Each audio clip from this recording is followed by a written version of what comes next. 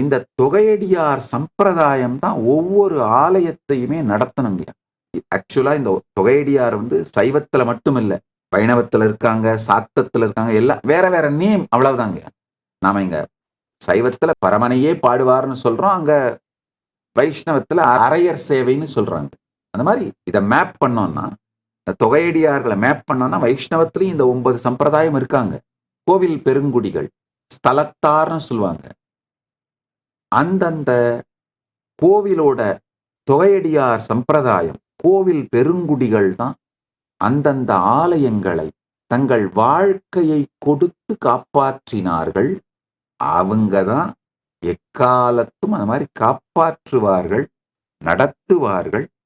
ஆலயத்தங்க வெறும் மியூசியமா நடத்தக்கூடாதுங்க. நல்லா புரிஞ்சுக்கோங்க. ஆலயம் நடத்துறதுனா ஏதோ ஒரு மியூசியம் மாதிரி இல்ல டூரிசம் பிளேஸ் மாதிரி மெயின்டைன் பண்ணிட்டா போதும்னு நினைக்கிறீங்க, கிடையாது.